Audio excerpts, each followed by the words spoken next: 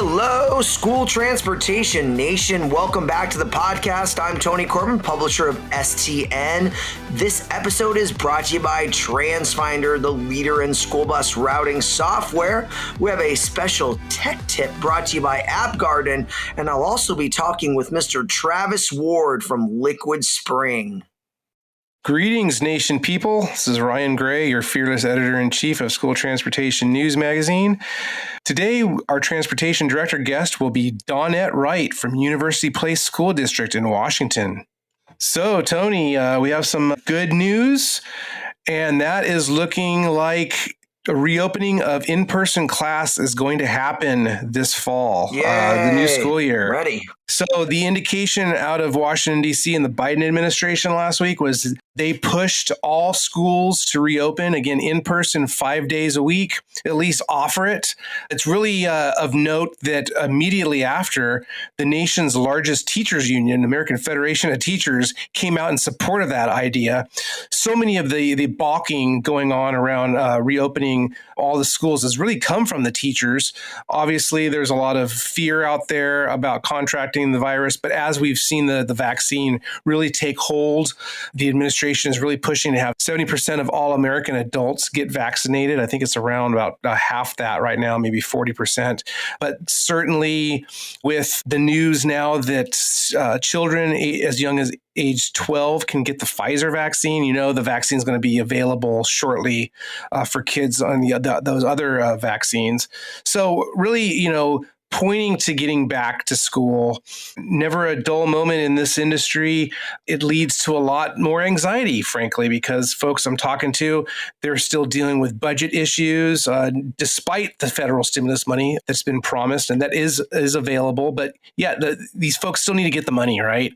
And they're dealing with driver shortages, but not a moment too soon to get kids back, because there's been so much talk, of course, about them being behind and losing out on their education, but also the mental health issues and just, you know, being able to eat, get that normalcy back in their day. So that is the good news, that there's a lot of work to be done. And the districts are busy at work, extended summer programs that they're preparing for here as the school year ends. But we are seeing that light at the end of the tunnel. Yeah, it's exciting, Ryan. I mean, it's been a long time coming. We've been waiting for this moment to kind of turn the corner. And I think, yeah, the general sentiment that I hear out in the industry is that things are going to be back to business here in the fall. And yeah, but during the summer, what's that going to look like? And I know you and I have talked about it on multiple occasions. You know, are we going to see an increase in kind of summer school activity? I know there's some extra funding that's being tossed out towards that. And, you know, transportation may be gearing up, depends where you are in the country, to support a larger, like, almost student catch up.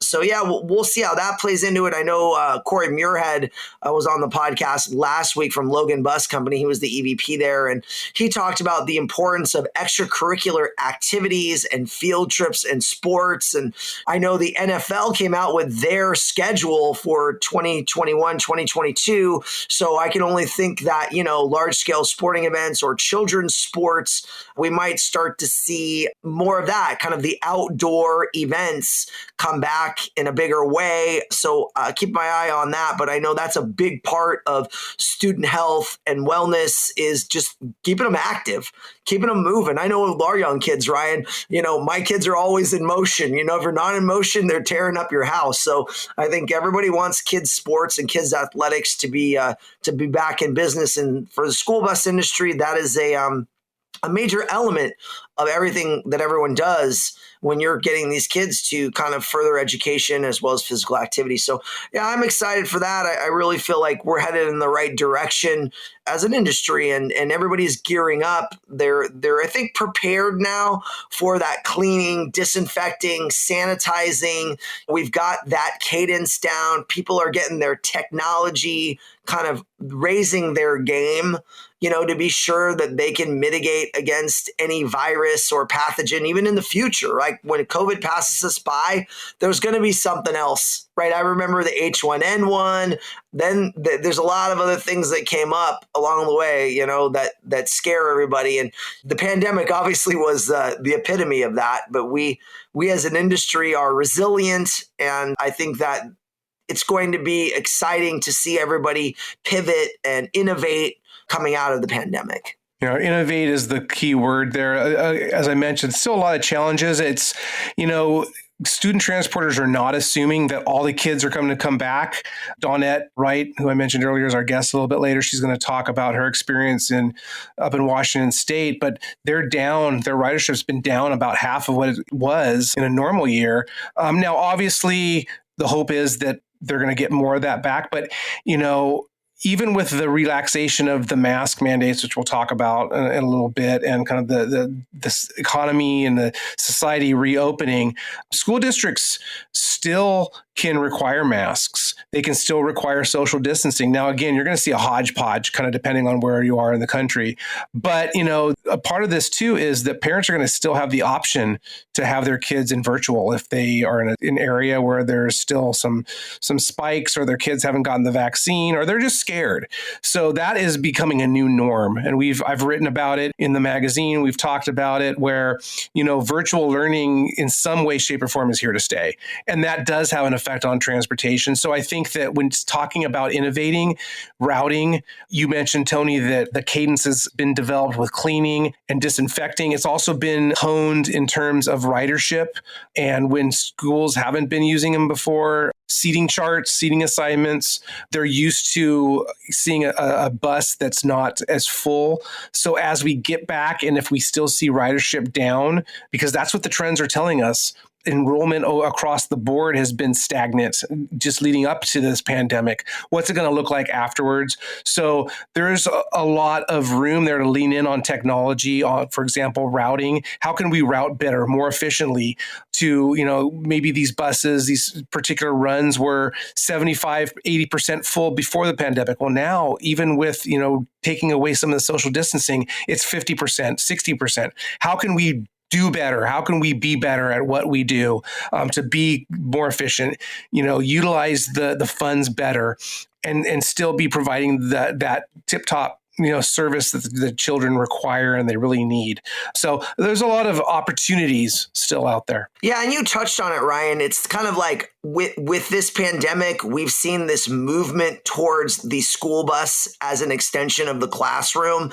And I sat in on a webinar hosted by Kajit, Transportation Director Billy Hewish at Farmington Municipal Schools in New Mexico, kind of gave his version of, hey, what does a successful student learning Wi-Fi program on the school bus look like? And, it was very interesting how he kind of explained the benefit to students because, he was doing very long rides, like an hour, 2-hour rides. That's a really long time on the school bus. And it really made an enormous impact in learning. He said within the first month of using it, it was 900 hours of student learning. And it wasn't fully even deployed across all his fleet. It was a very small cross section, I think about 37 buses or so. He's about to turn on his entire fleet and do a lot more with that. And he's got the administration's support because now they're seeing all this benefit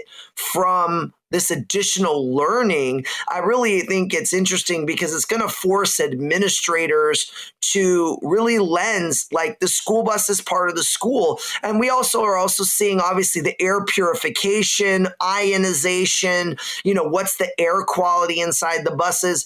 And we have another webinar coming up on air quality inside the school bus hosted by United Safety on May 25th. You guys can go to stnonline.com/tag/webinar to find that webinar. Sign up. It's free. Some great information there to be had. But guys, let's talk about going back to school again. Contact tracing, so important. And this week's tech tip is brought to you by AppGarden, a leader in K-12 software and school bus routing solutions.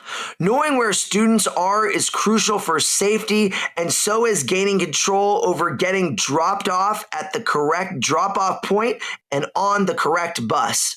The Travel Tracker Routing Tablet solution from AppGarden provides full visibility into student ridership.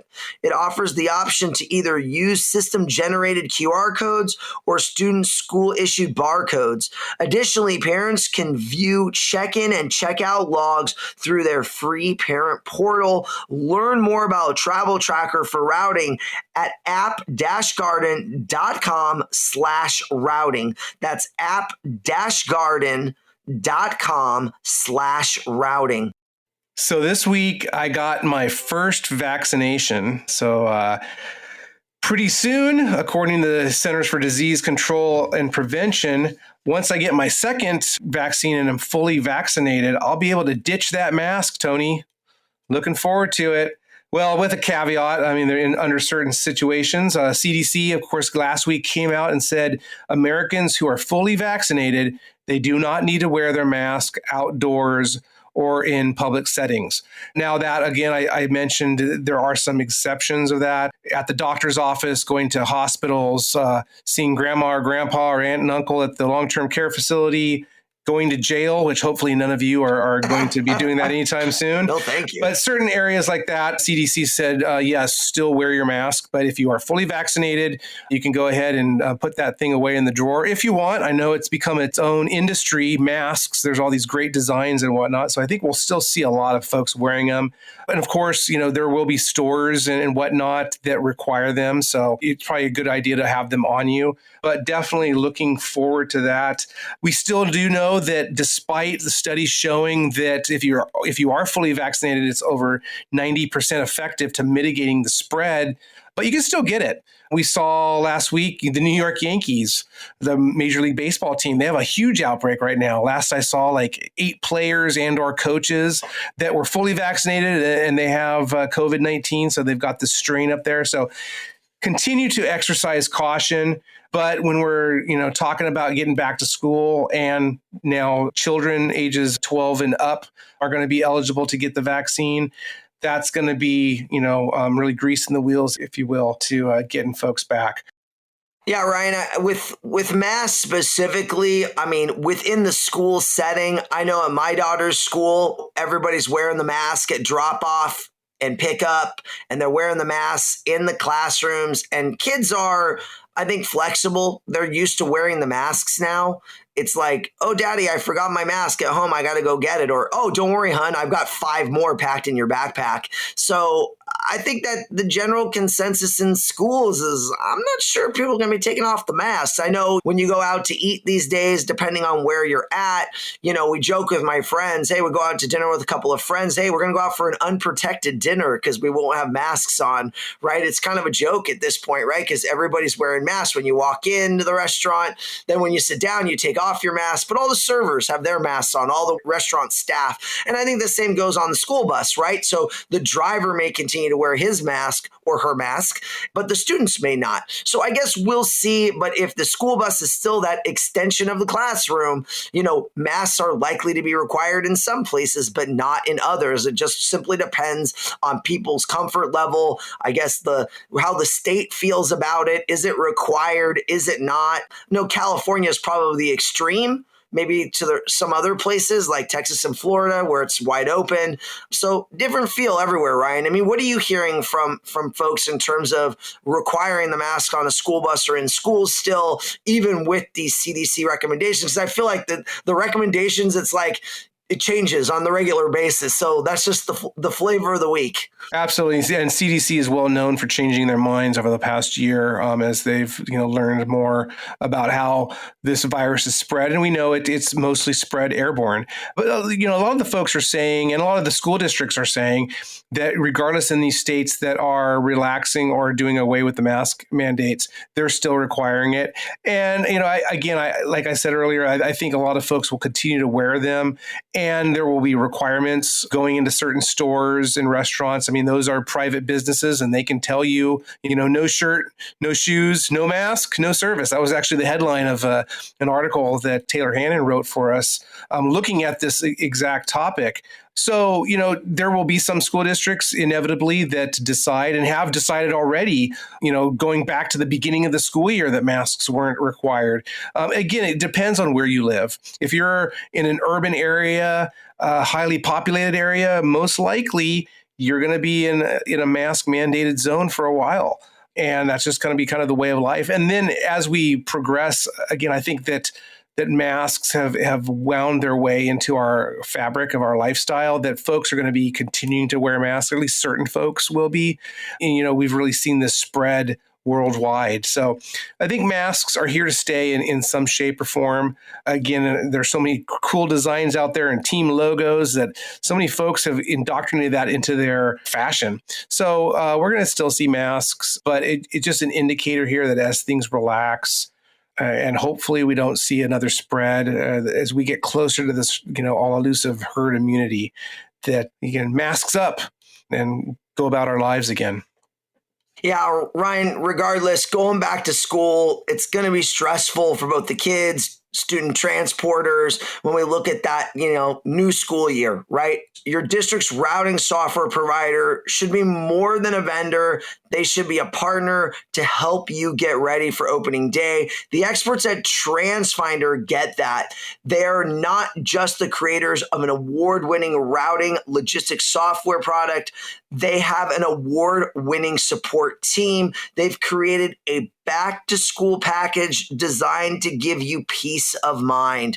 This package is a comprehensive and customized plan to get you up and running with the safest and most efficient routes. It starts with having a single point of contact, creating a timeline with critical milestones, and allowing the experts to clean up your data, import new data, and communicate with your community. Going back to school has never been so easy. Call 800-373-3609 or email marketing@transfinder.com for more information. And don't forget to drop STN podcast in that subject line. Let them know we sent you. All right, a couple of great guests coming up next. Stay tuned. All right, friends, want to introduce you to a friend on the STN podcast today, Mr. Travis Ward from Liquid Spring. Thanks for joining us, Travis. Hey, thank you, Tony, for inviting me to come along. Yeah, absolutely. Travis, can you share a little bit about what Liquid Spring does? How does that product work on a school bus?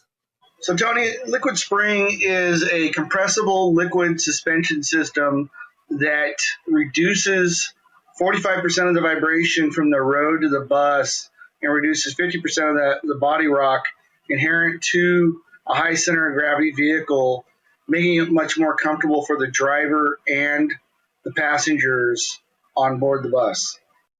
Excellent. And if I wanted to add Liquid Spring to my bus, how do I go about doing that? What's the process? Currently, we are teamed up with Navistar. We're working on Thomas and Bluebird, but you can order through Navistar directly from your dealer as a factory option on the Type C school buses. Also available for the Collins Type A's or most other Type A's through the dealer as an option. And what's typically the use case, right? So I guess I view ride quality and comfort that may be specifically tuned to children with special needs. So, kids that maybe are sensitive to those sorts of things. Is that what you typically find is a pretty common use case that people are interested in investing in a Liquid Spring suspension? Yes, that's actually correct. So typically what we're finding is the special needs buses that are used to haul their children with multiple different issues, that vibration and harshness will affect their daily behaviors, is where we're most beneficial to those buses. And would you say it's safe to say that, this is a great enhancement for school bus drivers because that's kind of their office, right? Like they're driving in this thing every day and they might not realize what life is like without a liquid spring suspension. And, what is typically a driver reaction to a bus that's not had it forever and now they're riding on a liquid spring? What's the difference? What's the reaction from drivers? Tony, I can tell you that the reaction from drivers is amazing. In today's time and economy, we know that it's very hard to get drivers, whether it be school bus or shuttle bus, and to retain those drivers because the vehicles don't operate as a normal vehicle. That's what they're so used to. So with our product, we can make a typical buckboard 1950s vehicle ride like a Cadillac Escalade from 2020. Wonderful. Check out Liquid Spring online at liquidspring.com or through social media at Liquid Spring to learn more. Well, I want to thank Travis for coming on the podcast today. Appreciate you sharing a little about Liquid Spring. Next up, Ryan Gray talks with Dawnett Wright. Welcome to the School Transportation Nation stage. Dawnett Wright, Transportation Director for University Place School District in Washington State. Thank you so much, Dawnett, for joining us today. Thank you for having me. So any of you all out there that attended our virtual Green Bus Summit last month might know the name University Place School District because it was one of the winners of our Green Bus Awards for the small public fleet category. Dawnett, why did you guys win? Tell us, what are you running up there when it comes to green buses? Well, over the last 5 years, we've transformed almost 50% of the fleet to alternate fuels, whether that be the propane or electric buses. So right now we have 19 propane buses and 1 electric bus. Okay, and you used grants for those? I did actually. I would say out of the 19 propane buses that I have, I used grant money on at least 17 of them. And then the electric bus, of course, it was grant money as well. So a lot of folks obviously are utilizing the VW money out there for adopting, especially electric buses. When it came to the one bus that you have so far in Washington State there at your district, did you use VW money? Are there other funds? I know California is kind of leading the way with, all these funds that are available. What was available to you there? Right. I did just use the VW grant money for that, and that did help with the infrastructure, actually paid for the infrastructure and a good portion of the bus as well. Okay. And so you mentioned of the 19 propane buses and then the 1 electric. How large is your fleet total? You said it's about 50%, so it's around 40 some odd buses? I have 43 buses in my fleet. Yeah, 43. Okay. So the other buses that you're running, are they diesel? Gasoline? What? Yes, they are. They're all diesel. And what's been the impact when looking at maintenance costs? Because that's something that we hear a lot, both in terms of propane and electric. And, I think you guys have had the electric for not as long as the propane. So you probably have more data that's proving out for maintenance on the propane side. But that's a big win there, right? You're seeing a lot of reductions in not only the fuel costs, of course, but in maintaining those vehicles. Yeah, absolutely. We're seeing a huge reduction in cost. It's about, actually on our propane buses, it's about 50% of the total cost of operations is the diesels. So, the mechanics love them, the oils, tires, everything is just cheaper maintenance and upkeep on them. Yeah, it's really helping my bottom line for sure. And in terms of the staff, as you just mentioned, it's making their lives a little bit easier. I mentioned this during the conference last month, that one reader reached out to us when we were talking about electric buses, one of our articles, and said, well, why do you need me anymore? If this the reduction in maintenance, how's that learning curve been for your staff there? Yeah, that was interesting, actually. When we first looked into going with propane buses, there was definitely a lot of education that had to take place. So got some people out from Roush and Bluebird, and they came out and did some tech, what's the words I'm looking for here, Ryan? Training? Yeah, there you go. Tech training. So they came out with my maintenance crew and did a training with them. I also took my lead mechanic and we went back to Georgia to the plant and to Roush to their plant and had some really good hands-on training there. So that was really good for them.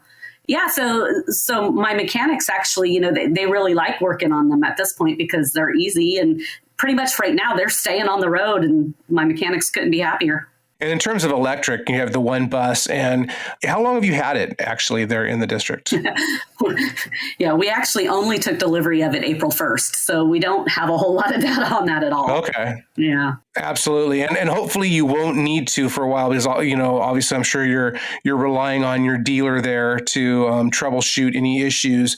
But in terms of that ramp up, I mean, there's training involved with that too. So that one day the mechanics will be able to address whatever maintenance needs there are. And of course, the promise is that there's going to be a lot fewer needs. But, looking at charging infrastructure, that's a brand new thing, no longer, utilizing fuel pumps and being able to at least navigate those systems. That's got to be part of your plans as well, to indoctrinate your employees on those and kind of, get them understanding what's going to be involved in the future.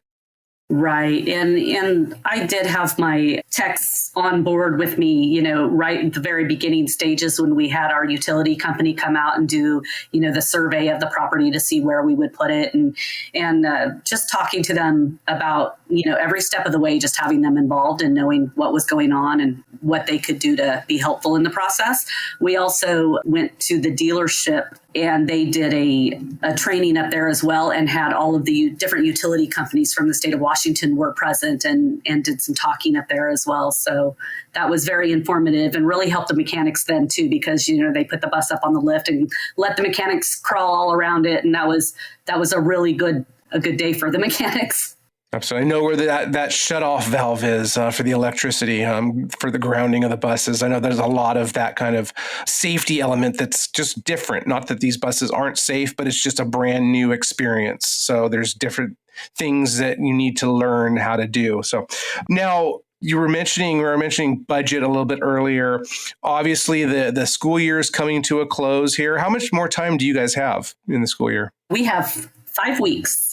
All right. So it's fast coming upon you. And that means, of course, getting ready for next school year and coming out of COVID. I mean, hopefully, that's an accurate way to put it. Things are slowly opening back up as the vaccine makes its rounds.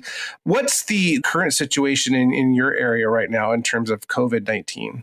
So right now we're running a hybrid system where students have some time at home on their computers and some time in the classroom if they choose to be in the classroom. And we have AB programs. The younger students go morning or afternoon, and the older kids go on an AB day program. So we're transporting about 50% of our student population right now. So that's, not bad, but certainly not what we would like it to be as far as, having kids on buses, but we are transporting right now. So that's good. We've got buses on the road. So, and that obviously has a budget impact because I know, every state reimburses or funds transportation a little bit differently. But if you are transporting half the kids that you normally would, just if you look at it, then one could surmise, you're getting half the aid that you normally would. And I know there's a lot more intricacies to that than that. But what we're eyeing anyways is last week, the Biden administration said, hey, they want all kids to return to in-person 5-day-a-week school. And the American Federation of Teachers backed that last week as well. So certainly the big push is to get kids all back to school, in-person classes. But I think we know that not all of those kids, as you mentioned earlier, are going to choose, or their parents are not going to choose to have them go back. So what are you looking at in terms of being the leader of the department and trying to navigate kind of a lot of those unknowns still? There's still a lot of uncertainty and how that's going to shake out and where that's going to leave you guys in terms of getting reimbursement, planning ahead. Boy, you're right. It's so much unknown right now. It's crazy. So yeah, and we're like everybody else. We are funded on riderships, bottoms and seats. So having the lack of ridership this year is certainly having an effect on our budget. And forecasting is crazy right now, just trying to even imagine what we're going to have. Our governor also just saying that every school has to have in-person school next year. We also have the availability of the online, but they have to have in-person schooling next year. So that's good news. We'll have students back on buses and back in schools, but to know what that looks like right now, I have no idea what my ridership will look like as of this point. So that's a little concerning. And also concerning too is, well, at least on a national front, the school bus driver shortage. Talk about unknowns. What's your current staffing issues that you have, and kind of how's that looking to impact you, not only for next school year, but summer? I mean, we're hearing a lot about extended summer programs to try to catch kids up, and transportation is going to be necessary to, make that happen. Sure. We're having the extended summer school as well. So we have only 2 weeks off during the entire summer. So one at the beginning and one at the end. And we were actually very blessed. A lot of school districts in this area completely laid off their entire transportation staff. My school district was lucky enough that we got to maintain our staff. We did deliver technology. We delivered meals. We delivered homework packets door to door. We did so many things that we never thought we would ever do in a billion years. And logistically, it was crazy trying to get all of that planned and done at the last minute like that. But luckily, we were able to keep all of our drivers on the payroll. So I saw a very small percentage of my drivers actually leave during that time. So I'm grateful for that. I was also able to talk my district into allowing me to continue to train drivers during COVID. So we had to come up with a very strict training plan and process on how we could maintain safety during that time. But we were able to train drivers and get them through the process. So I actually came out of, well, not out of yet, but coming out of in pretty good shape for a school district in my area. My peers are always letting me know how hard and difficult it is out there. And luckily right now, let me knock on wood, I'm looking okay right now. So I'm happy about that. Excellent. Well, hopefully that 2 weeks of vacation that you get, you put it to good use. And, maybe I know you're a big CrossFitter, be going out there and competing or doing something, tossing tires or throwing boulders. Tell us, how'd you get into CrossFit and the exercise? It was about 6 years ago, and I just needed something that I could do that would allow me to disconnect from work because, in our position, so often you can't unplug, you can't get away. So it was, I like to be physically active. I'm a very physically active person. And so I just found a CrossFit gym and I went in, and it's one of those things for that 1 hour a day. I can't think about anything else. I have to actually think about what I'm doing at that time so I don't hurt myself, frankly. But I certainly do enjoy it. And yeah, I'll be looking at doing some competitions this summer for sure.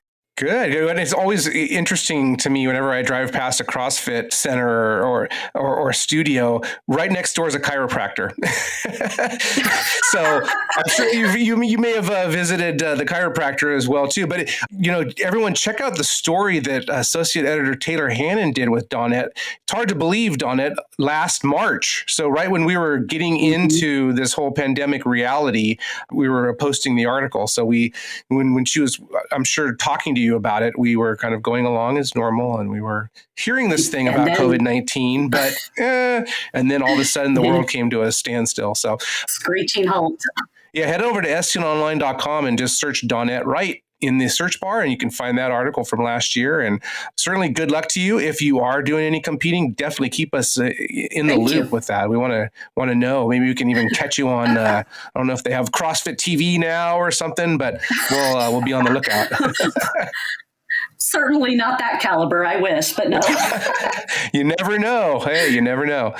Dawnett, thanks so much for joining us today. Really appreciate it. Yeah, absolutely. Thank you for having me. Special thanks to Travis Ward at Liquid Spring and Dawnett Wright. Also, extra special thank you to my co-host, Mr. Ryan Gray. Thanks for joining me on the podcast today. We appreciate all our sponsors. We couldn't do it without them. This episode brought to you by TransFinder, Liquid Spring, and App Garden. I want to thank you all for listening. Really appreciate you guys. The nation, we love you so much. We want you to continue to subscribe, stream, review our podcast on Apple Podcasts, Spotify, stnpodcast.com, wherever you listen to podcasts. Also, don't forget STN live conferences are back. We've got STN Expo Indianapolis in October, STN Expo Reno in December, and our Transporting Students with Disabilities and Special Needs Conference coming up in November. Be sure you check all that information out at stnexpo.com. We want to meet, want to get back together and see everybody this fall. We're real excited about it. Our team's working really hard on the agendas. We're getting lots of exhibitors. We're going to have lots of great content for you to absorb, networking opportunities. Can't wait to see y'all. Don't forget, visit stnonline.com for all the latest news, analysis, stimulus funding, everything affecting the school transportation industry. We will see you next week, nation. Take care.